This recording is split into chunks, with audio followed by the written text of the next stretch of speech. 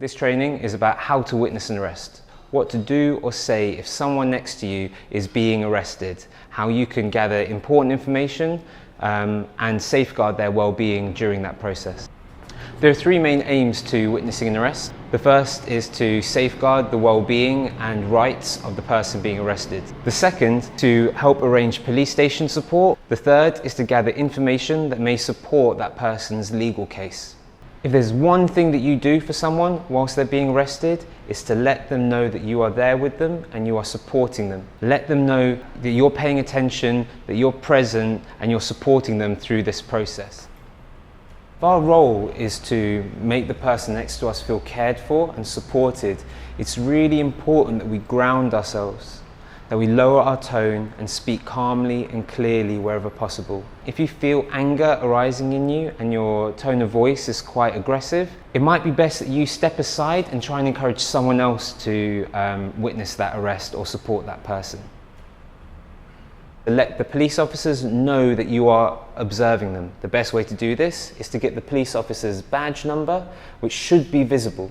The police are not obliged to tell you their name or their badge number.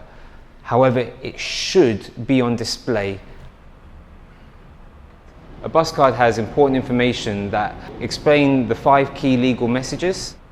It also has a solicitor's number and also the legal back office number and explains what to do with that information.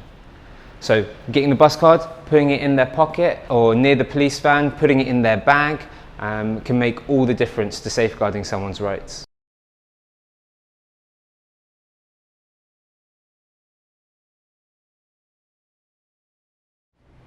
So what is police station support? When someone comes out of a police station and they've been in a cell for up to 24 hours, there are a few rebels that are there at the police station willing to support them. The most important information that we require is what police station is the rebel being taken to. With that simple bit of information, we can arrange for a police station supporter to go to that police station and wait for a rebel to come out. A police officer has to tell the person that is being arrested what station they're being taken to. Sometimes when you ask the police officer, they won't tell you. Now there's a few reasons for this. One, they might just not know at that point in time. If the officer doesn't tell you where the rebel's being taken to, it's worth following the rebel to the police van and asking some of the other officers. The second most important piece of information we can gather is how many rebels are going to that police station. Since allocating police station supporters to a police station is quite a messy process, at least having a rough idea of how many rebels they're waiting for can help them make a decision about when to leave. The third most important piece of information is the time and location of the arrest. Knowing where an arrest happened and at what time can really help a police station supporter know whether to stay in that station for longer or not. Arrest situations can be challenging and stressful environments for all involved. Please prioritise your own well-being and safety and that of the people around you. There is a chance that monitoring police behaviour may make you more of a target for arrest. Please bear this in mind before choosing to do so. So how do you know who is witnessing an arrest? There could be a legal observer present and then it's obvious they're wearing a bright orange bib which says legal observer on the back, so you know they're witnessing the arrest. But if there isn't a legal observer present, then it's important that you communicate with other rebels around you to find out who's doing what. And there's different ways you can do this and it's up to you to figure it out based on the different situations you're in. When an arrestee arrives at a police station, firstly they're allowed to inform a solicitor of their choice that they've been arrested.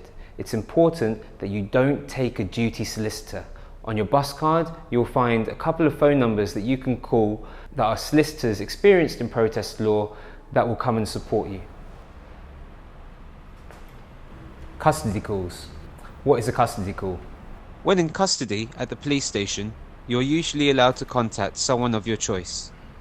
Usually, you can make the call yourself, but occasionally the custody sergeant might make the call for you. Be aware, our back office line is likely to be very busy, so ideally you would call a pre-arranged person in your affinity group. By contacting that person, you can let them know where you are and they can arrange for someone to meet you at the police station. As an affinity group, you might have your own police station support. If you don't, then your affinity group can call the legal back office and we can arrange for someone to be at the police station for you. Please, please, please, make sure that someone contacts the back office even if you have your own police station support. And let us know where you are, the time and location of your arrest, and whether you already have police station support arranged. Ideally, every affinity group will have a police station support anchor. This is someone who can't attend the action for any reason, maybe because of travel or other commitments, or because they don't want to run the risk of being arrested. This is an essential role that they can play to help support arrestees. They're the person who will receive the call from someone in their affinity group who's been arrested and help to arrange their police station support.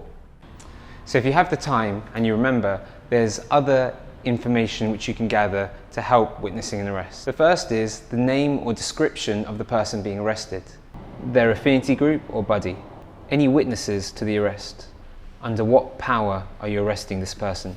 The problem here is that the majority of the time it's not safe to take someone's name.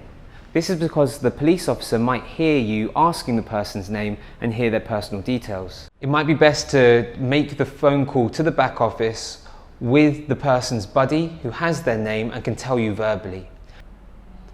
It's perfectly reasonable to take notes. The only time it becomes problematic is if you've written someone's name on the notes. The police could seize your notes, and that allows them to identify an individual as being at a protest, which may harm their defence later on. So you should be really cautious when gathering this information, and if in doubt, don't take it down. A police officer has to inform the person they're arresting under what power it is they are arresting them. This is useful to ask in all situations unless you suspect that there is a Section 12 or Section 14 in place at that site, in which case asking under what power may harm that person's defence. We need to communicate this information to the back office. Traditionally, this has been done by calling the back office, the number which can be found on bus cards. During this rebellion, we may be using an online form system to supplement this.